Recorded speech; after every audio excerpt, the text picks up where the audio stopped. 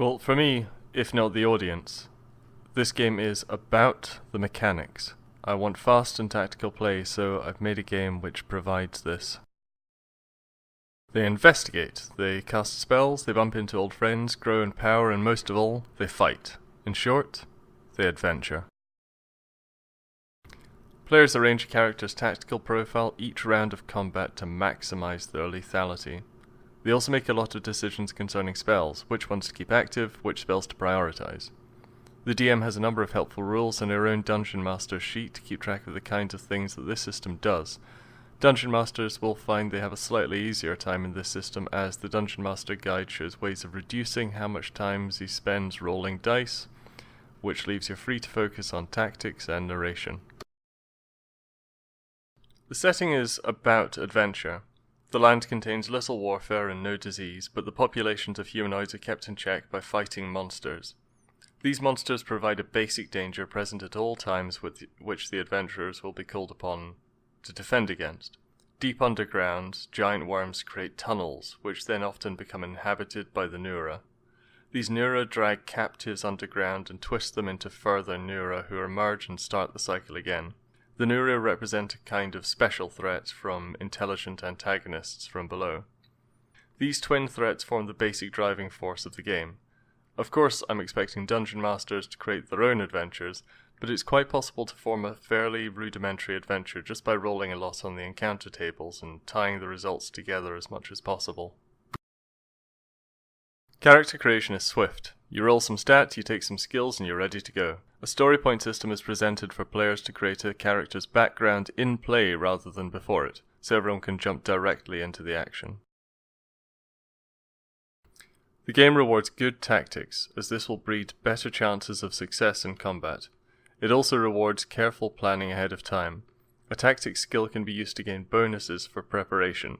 Magic becomes more potent when players use it intelligently. The game's XP system also rewards killing enemies and playing the character's honor code. The game finally rewards fleeing difficult situations. It's as lethal as the name implies, but characters have an interactive mechanism for running away from dangers, and will probably have to use it at some point if they wish to survive. Players are responsible for narrating their own backstories in play. Credibility lies in the hands of the Dungeon Master throughout most of the game, as he must restrict options or assign the difficulty levels of roles to cohere with reality. I would also personally lay responsibility for realistic play often at the feet of the game's creator. If the rules say you can do something which is gratuitously unrealistic, this is the fault of the game designer, and we should not expect Dungeon Masters to have to constantly veto mechanically coherent suggestions from the players. On a round-to-round level, players fight by declaring tactical profiles, assigning their combat skill to either attack, defense, or their initiative. They then get to see how well these tactical profiles perform in the coming round when they make multiple attacks. When it comes to the long run, players begin with an easily made character, but then slowly join that character to the world by spending story points to gain connections and history. A player starting with 5 story points might find some dwarves and say that she learned Dwarvish while apprenticing with the Dwarvish blacksmith, and then spend a single story point. During the next adventure, she declares her old master's cousin lives in some town the party are approaching, and that he counts as a formidable ally in battle. She spends 2 story points to gain a helper for the party. With only 2 story points left, in the last adventure, she declares that the party are stepping into her hometown. She knows the local language, her parents want to put the party up, and that original Dwarvish blacksmith she apprenticed with still resides there. After a few adventures, each member of the party will have woven a full and complex backstory, grounding each of them solidly in the world they play through. Players come to know the characters at the same rate as everyone else in the group. Moreover, since players only mention their backstory when it's useful to the group, everyone has reason to take an interest in each other's background stories.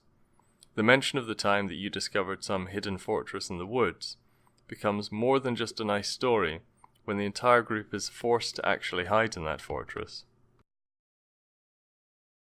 Very simple. Most of the time you need to roll a target number stipulated by the Dungeon Master, and most of the time that target number will be 7. You roll 2d6, add an attribute and a skill, and then see if you hit.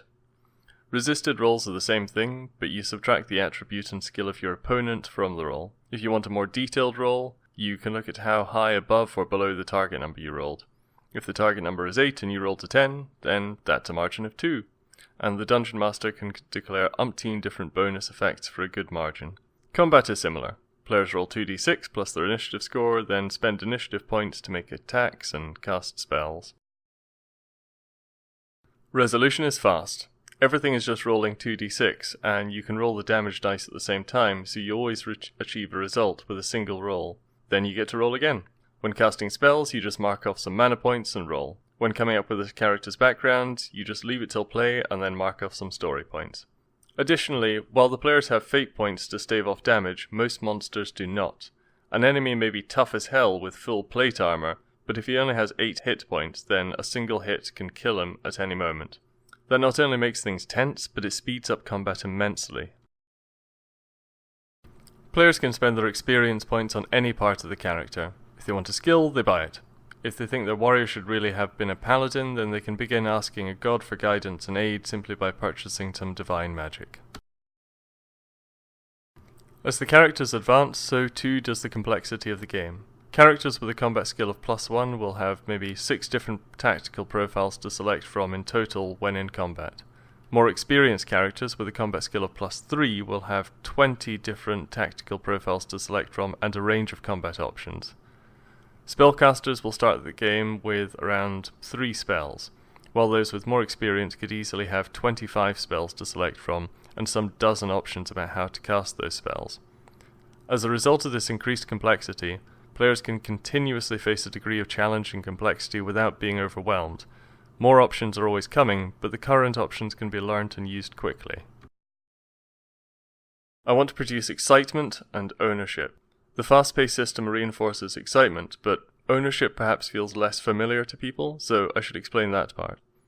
When players are engaged in combat, their decisions at the start of the round and inside the round about how to attack and what to prioritize have a very real outcome on the results of combat.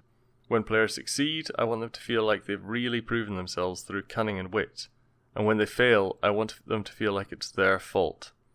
I want them to own the results, good or bad. I've already noted combat and backstory, so let's go into the knacks. Players might pick up a knack which gives them, say, a +2 initiative at the start of combat, or +1 damage after charging into battle. These bonuses mean that exactly how the character enters combat will change from round to round. Combat also receives a number of generic options which anyone can take. Characters can move to defend each other, or to give up their attack in order to pester an enemy with jabs or other distractions. In many cases, it will be all but impossible to defeat an enemy without a team working together and using their knacks to good effect. The weapons are also more individuated than in many games. A sword doesn't just grant additional damage, it's a way to defend yourself, to increase your initiative as you strike someone with a dagger before he can strike you. There might be too much to talk about here. My chief joy in the game is probably watching new people roleplaying. People who worry that they don't have the creativity for a good backstory, or that their number skill is just not good enough to make a character. They come to the table, roll up some random attributes, and start to say, hey, I think this guy looks like some kind of bard. Then they know which skills fit in, and they start adding them. After that, the story advances, the story point system shows them that if they take things slowly, they can craft a convincing and relevant backstory, which everyone at the table already has a vested interest in. Number 1. Every month, without fail, on each RPG forum, somebody will ask why combat in most RPGs feels so monotonous. This one puts players in the front seat where others won't.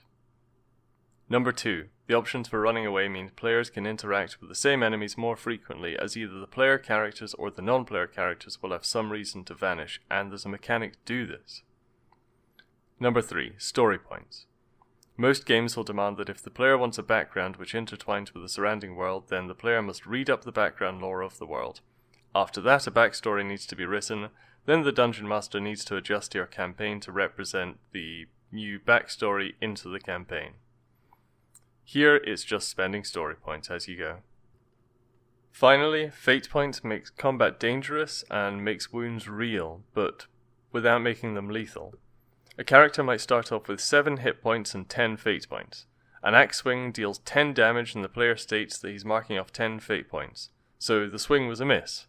But a second later the axe returns and bites into his shoulder, marking off a further 5 hit points this time. It's a real wound. He kills the offending soldier and wanders into the forest to bandage up his wounds and hide.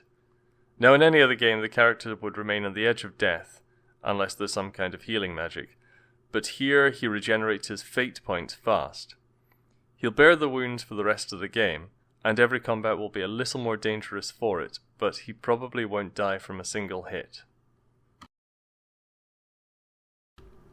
I think I'll feel satisfied with this game if only I can receive a few emails from people who've played it and enjoyed it. I want to make an engaging experience for people and perhaps to raise the bar for those who try the book out. Anyone who's played Dungeons & Dragons or any of its million variants and thought, why can't I do this thing? I want them to know that they can do that thing here.